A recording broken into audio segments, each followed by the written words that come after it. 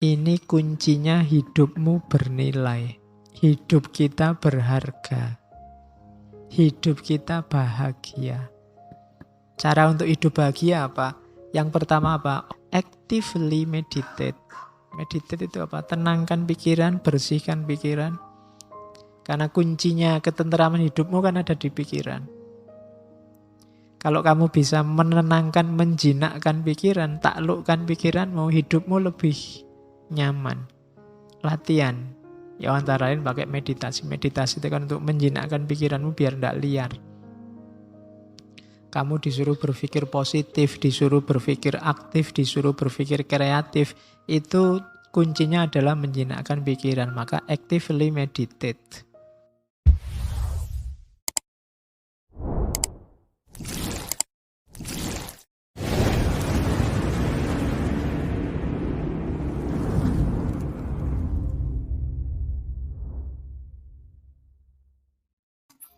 Assalamualaikum warahmatullahi wabarakatuh. Bismillah. Mari kita lanjut lagi belajar kita, ngaji kita. Jadi intinya ngaji filsafat itu ya ngaji, kita belajar ya. Segala yang di luar itu bonus. Jadi bonus itu ada, alhamdulillah, tidak ada ya, tidak masalah. Bahkan termasuk pemahaman kita, kepandaian kita, itu ya anugerah sebenarnya bonus. Karena yang bisa kita lakukan hanya belajarnya. Maka ayo kita mulai ya, nawaitunya belajar. Baik, kita mulai nggih. Oke, kurikulumnya Waldorf itu kayak tadi ya, yang pertama, kepala, tangan, hati harus sinkron. Kemudian perkembangan holistik. Akal, panca indera, intuisi, naluri bermain semua. Imajinasi dimainkan. Biar anak kreatif. Perkembangan emosi dituntunkan oleh gurunya. Bukan diperintahkan atau diajari, tapi dicontohkan. Anak didekati, diajak beraktivitas yang baik, bermoral, bersama-sama, dan seterusnya.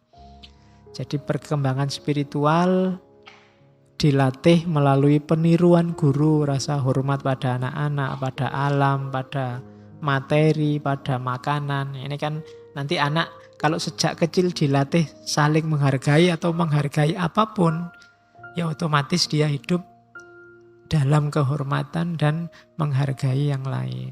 Itu cara mengajarkannya begitu. Kemudian juga latihan-latihan fisik dikembangkan. Oke, terus kayak tadi, ini kayak yang holistik tadi, transdisiplin. Kemudian mempertahankan keteguhan, kecerdasan. Anak-anak diajari niru yang baik-baik, berarti apa? Gurunya juga mencontohkan yang baik-baik. Kemudian diajari merangkul perbedaan. Diajari hidup bersama orang lain yang beda-beda. Ini kemampuan penting. Akalnya ya jalan, hatinya ya jalan, tangannya juga jalan. Siapkan lingkungan yang responsif. Belajar dengan bertindak. Latih mereka bertanggung jawab dan mengatur dirinya sendiri. Nah, ini kurikulumnya sama kayak pendidikan holistik tadi. Nah, penilaiannya bagaimana? Penilaiannya kalau di Waldorf enggak kayak kalian mata kuliah apa nilainya berapa. 90, 40 enggak begitu. Jadi gurunya menilai tidak semata-mata untuk anaknya, tapi juga untuk gurunya.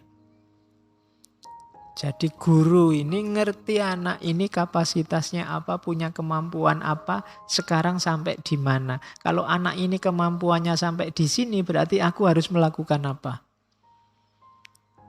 Itu penilaian. Selama ini penilaian itu hanya untuk muridnya. Kalau katanya Waldorf, gurunya juga harus memanfaatkan penilaian itu untuk mengembangkan dirinya.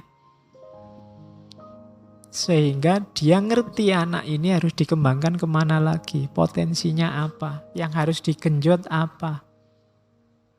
Jadi guru tidak menggunakan data penilaian hanya untuk menilai atau mengukur siswa, tapi mengembangkan pemahamannya guru itu sendiri tentang anak. Sehingga sang guru bisa, oh anak ini sebenarnya pinter, cuma agak males saja karena mungkin lingkungannya tidak mendukung. Nah, itu PR buat guru, orang tua, dan sekolah. Gimana anak ini potensinya bisa berkembang. Oh anak ini sibuk dengan apa, oh anak ini terpengaruh apa, dan seterusnya. Jadi cara penilaiannya itu begitu. Hari ini kan penilaian itu kayak penghakiman. Anak-anak sekolah itu ngeri luar biasa kalau waktunya ujian dan waktunya terima rapot. Padahal kalau menurut Waldorf ya kalau anak itu jatuh sama sekali apa gagal itu kegagalan gurunya dan sekolahnya. Yang harus nangis juga gurunya. Dan mungkin tidak terlalu penting anak itu ngerti detail nilainya berapa, yang penting dia paham, dia punya potensi, dia punya kemampuan yang bisa dikembangkan lebih jauh. Jadi itu caranya Waldorf menilai. Nah ini contohnya, kalau di Waldorf ada pengembangan kreasi dan imajinasi. Misalnya anak-anak kecil kalau pas main dikasih boneka yang tidak ada matanya, tidak ada telinganya, tidak ada hidungnya, tidak ada mulutnya. Tujuannya apa? Agar anak berekspresi, berimajinasi. Kalau pas ada cerita lucu, anak bisa membayangkan boneka ini lucu dan tersenyum. Kalau pas lagi cerita marah, dia bisa mengkreasi sendiri gambar. Jadi tidak dikasih wajah. Itu contohnya kalau di Waldorf. Ya kayak zaman saya dulu waktu kecil mendengarkan sandiwara radio. Oh itu kan imajinasi main luar biasa. Padahal yang main sandiwara radio kan mungkin teriak-teriak, iya jari. Cuma padahal dia enggak ngapa-ngapain. Tapi yang dengerin kan bayangannya kayak ada orang tawuran beneran, ada marah-marah beneran, ada ledakan beneran. Padahal cuma dengar suaranya. Mendengarkan Mak Lampir terus terbayang, wah Mak Lampir itu gambarnya kayak gini. Maksudnya imajinasi. Begitu ada di TV, imajinasi enggak terlalu main sudah. Sudah digambar oleh TV-nya. Jadi latih anak-anak untuk menghidupkan imajinasi. Kalau bahasanya psikologi kan sering disebut otak kanan kirinya harus hidup.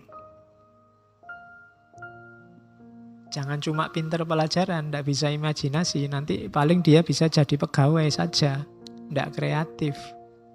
Untuk kreatif, imajinasinya harus hidup, harus main. Contohnya tadi, dikasih boneka yang tanpa, atau dikasih kertas gambar kayak yang di bawah itu. Kasih dia kertas gambar kosong, kasih kertas cat, kasih cat air, silahkan dia gambar sesuka hati. Kasih warna jangan banyak-banyak. Warnanya 3, merah, biru, kuning. Kalau ingin warna yang lain silahkan campur sendiri. Gambar sak karepmu. Itu imajinasi main pasti sudah. Gabung-gabung warna, pingin nyoret apa silahkan. Nggak usah dipaksa. Biarkan dia imajinasi sendiri. Ya kayak kalian kan waktu ayo gambar pemandangan kan, terus mesti gambar gunungnya 2, di tengahnya ada itu kan standar. Ya, suruh lebih kreatif lagi, gambar opo sesuai bayangan. Nggak cocok sama realnya juga nggak apa-apa, wong jenisnya lukisan itu macam-macam. Ini orang kok matanya besar sekali, nggak apa-apa, wis penting bebas saja. Itu imajinasi hidup, kreatif. Zaman dulu anak kecil itu nggak ada mainan, ya lingkungan sekelilingnya jadi alat-alat mainan, kayu, batu, sampah jadi mainan. Sekarang kan pegang HP semua. Akhirnya ya kayu dan batu ya nggak terpakai lagi sekarang. Sekarang apa ada? Padang bulan, di luar rembulan terang sekali, yuk main di luar rumah, nggak ada sekarang. Anak-anak kecil hari ini kalau nggak di depan TV, di depan HP atau nggak ada PR yang berlembar-lembar. Nggak bisa menikmati hidup. Jadi itu kasihannya generasimu sekarang. Ya, ayo lahan habis, mau keluar kemana Pak? Di luar sudah tidak ada lahan lagi, adanya cuma jalan sama rumah sama. Jadi kesadaran ini sebenarnya harus dipakai untuk ayo kita rombak lingkungan sekeliling kita. Bikin yang nyaman, bikin anak tertarik untuk main keluar rumah sama temannya. Kalau di desa mungkin masih mungkin, tapi di kota kelihatannya agak berat. Oke. Nah, katanya Steiner, the need for imagination, a sense of truth, and a feeling of responsibility, these are the three forces which are the very nerve of education. Pendidikan itu coba usahakan untuk mengolah tiga ini, kebutuhan akan imajinasi. Kemudian sense of truth. Sense of truth itu punyalah anak didik itu rasa kecenderungan pada kebenaran. Dan yang ketiga, tanggung jawab. Didik anak kenal tiga hal ini. Dia kreatif, dia berpegangan pada nilai, dan dia bertanggung jawab atas hidupnya. Jadi inilah tiga nilai yang harus diwujudkan. Katanya Steiner. Oke. Ya, to truly know the world, look deeply within your own being. Untuk kamu kenal dunia, lihatlah ke dalam dirimu. Dan untuk kenal dirimu, perhatikanlah dunia sekeliling. Ini kalau basa Jawa perputaran cokro manggilingan. Kamu belajar tentang dirimu sendiri, kamu akan paham tentang alam semesta. Kamu belajar tentang alam semesta, kamu akan kenal dirimu. Maka belajar itu tentang apa saja, tidak terbatas. Terus ini argumennya Steiner tadi bahwa kenapa sih dia menyarankan manusia menggunakan semua alatnya yang lain, jangan terbatas hanya pada akal dan panca indera, karena memang dunia ini multidimensi, alat kita juga banyak dan lengkap. Kalau kita hanya pakai dua alat, akal dan panca indera, ya realitas yang bisa kita akses hanya realitas rasional dan realitas fisik. Padahal ada banyak dunia yang lain, yang aksesnya tidak bisa hanya pakai fisik sama pakai akal. Realitas insting misalnya, itu kadang tidak rasional, kadang juga tidak faktual. Insting untuk bertahan hidup, insting untuk apa? Kayak orang tuamu sayang pada anaknya, itu kan instingtif sifatnya. Dia tidak belajar pakai akal juga, tidak mencontoh orang lain. Otomatis saja ketika dia jadi orang tua, sayang sama anaknya. Ya kecuali yang agak tidak waras.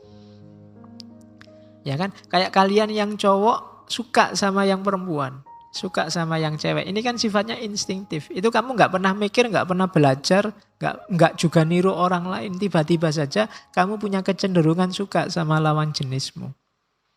Kecuali yang orientasinya aneh. Kamu kan tidak belajar itu, suka aja. Keinginan untuk punya anak, bereproduksi. Ya nanti ketemunya kan di seks. Ini kan juga insting. Kamu kan tidak pernah belajar untuk ingin itu, tapi otomatis ingin. Anak paling alim sekalipun, misalnya tidak pernah lihat film gitu, tidak pernah gambar gitu, yo begitu nikah juga bisa. Kenapa? Insting. Maka kalau kamu punya alasan, loh kan saya butuh materi yang banyak Pak untuk referensi misalnya. Ya, itu sebenarnya kamu tidak butuh itu. Wong itu insting kok. Nggak ngerti itu juga nanti nyampe juga ke situ. Nggak pakai kamu belajar nyari bukunya di mana ini, harusnya aku ngapain. Nggak pakai itu, otomatis mesti ke situ-situ juga akhirnya. Kenapa? Dituntun oleh insting. Nah ini kan alatnya tidak bisa akal, tidak sekedar panca indera, itu instinktif.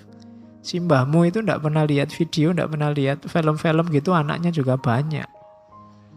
Ya kan? Jadi, loh, dunia-dunia semacam ini termasuk dunia-dunia spiritual. Ini butuh alat yang lain, itu gunanya kita mendaya gunakan semua yang lain, katanya Steiner. Esoteric or inner knowledge is no different. Tidak berbeda dengan pengetahuan manusia dan kemampuan manusia yang lain.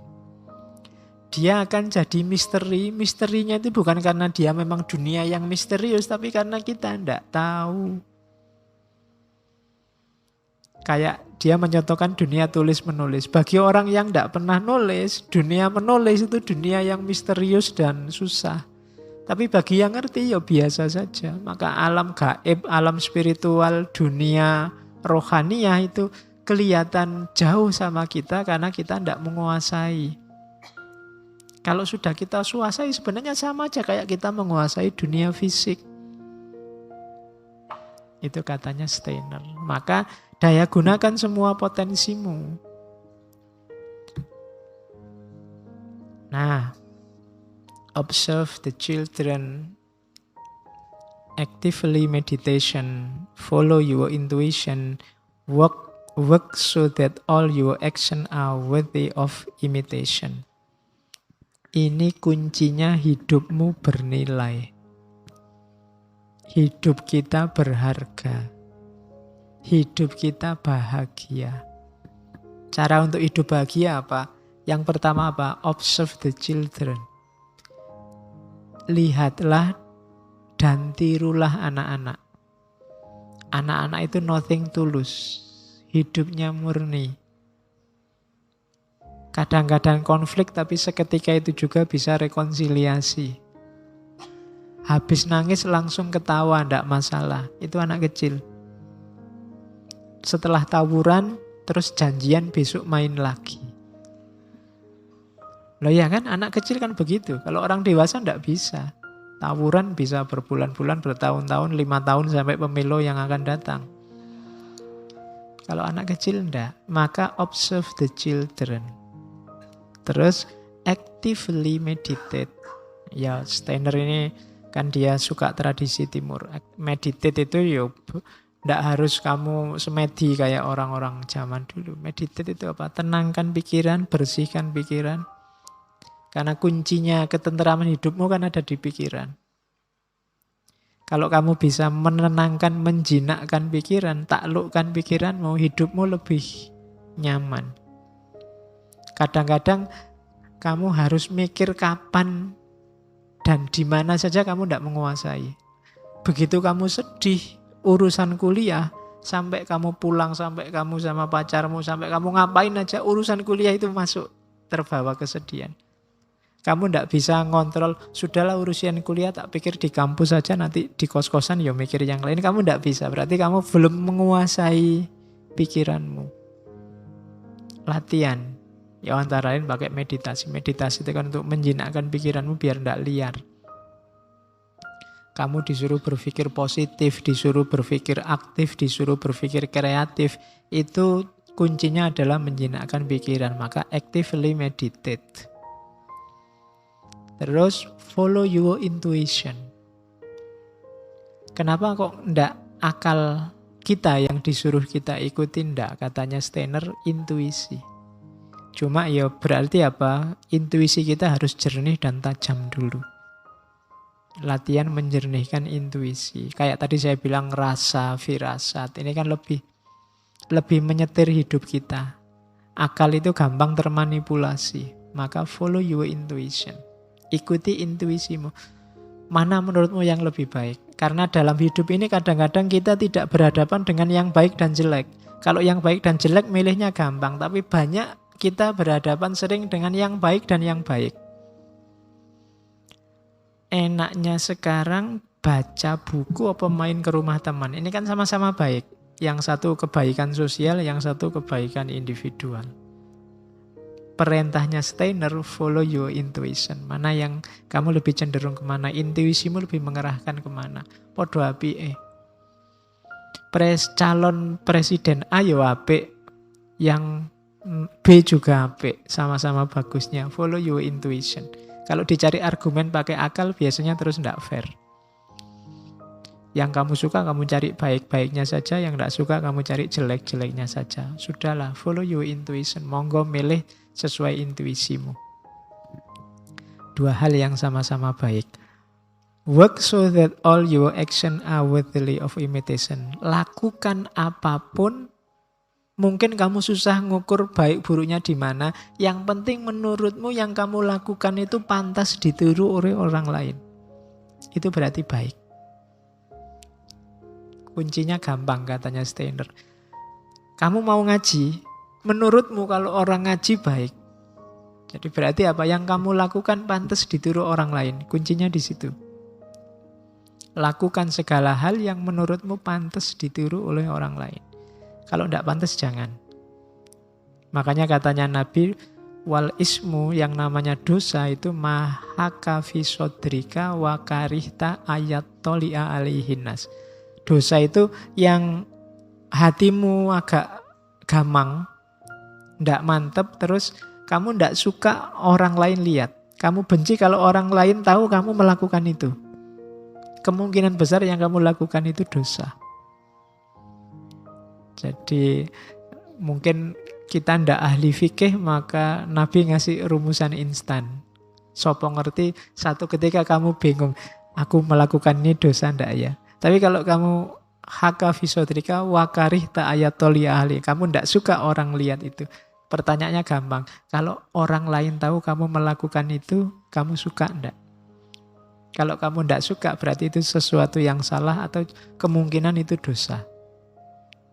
Nah, banyak ya yang kamu sembunyikan tiap hari di kamar mandi itu.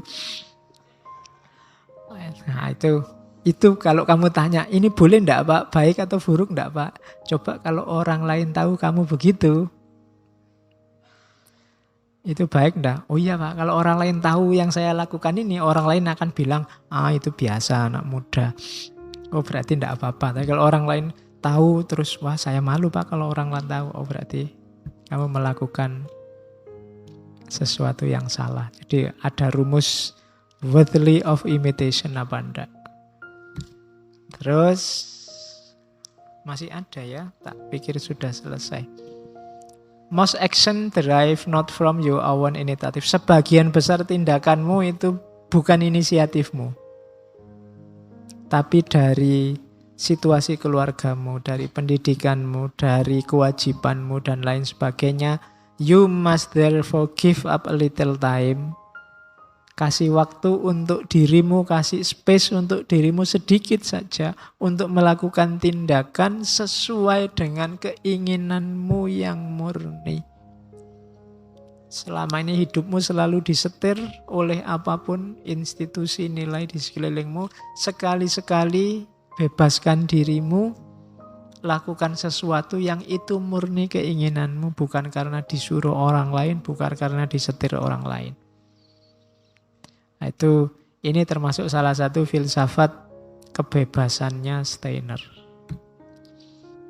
Masih ada lagi? Tak pikir sudah selesai. Ya ini biasa. To truly know the world, look deeply within your own being. To truly know yourself, take real interest in the world. Tadi sudah. Engkau tidak akan jadi guru yang baik kalau engkau hanya fokus pada apa yang kamu lakukan dan tidak pada siapa dirimu. Guru yang baik adalah guru yang juga selalu mengupgrade dirinya. Bukan guru yang merasa sudah tahu kemudian tinggal memberikan pada muridnya. Jadi guru yang baik itu ya guru yang juga murid. Berarti dia masih juga selalu belajar. Itu maunya Stein. Masih ada lagi. If we do not believe within ourselves this deeply rooted feeling that there is something bigger than ourselves, we shall never find the strength to evolve into something bigger. Kalau kita tidak percaya ada sesuatu yang lebih tinggi dari diri kita, maka level kita juga tidak akan naik lebih tinggi. Kalau kita tidak percaya ada yang lebih dalam, lebih berharga, ya yang kita kejar harganya di bawah itu. Kalau kita percayanya hanya pada dunia yang kelihatan, yang kita dapat hanya dunia yang kelihatan ini saja. Dunia di luar yang kelihatan, yang mungkin lebih berharga, tidak akan kita dapat. Dan terakhir, may my soul bloom in love for all existence. Ini dasar antroposofinya. Semoga jiwaku bersemikan cinta untuk semua makhluk. Prinsip dasarnya ini, kenapa sih sampai senjelimut itu tadi merancang pendidikan untuk anak? Karena cinta. Nanti Steiner sebenarnya tidak cuma ngomong pendidikan, nanti dia juga ngomong tentang kesehatan, dia juga ngomong tentang ekonomi, dia juga macam-macam. Dasarnya sama, antroposofi. Kebijaksanaan spiritual. Alhamdulillah. Akhirnya selesai juga sesi kita untuk pendidikan. Oke, saya akhiri sekian untuk malam hari ini. Mohon maaf kalau ada yang salah-salah ngomong karena ngajinya sambil setengah ngantuk. Ketemu lagi minggu depan, insya Allah. Wallahu a'lam bissawab. Wallahul muwaffiq. Wassalamualaikum warahmatullahi wabarakatuh.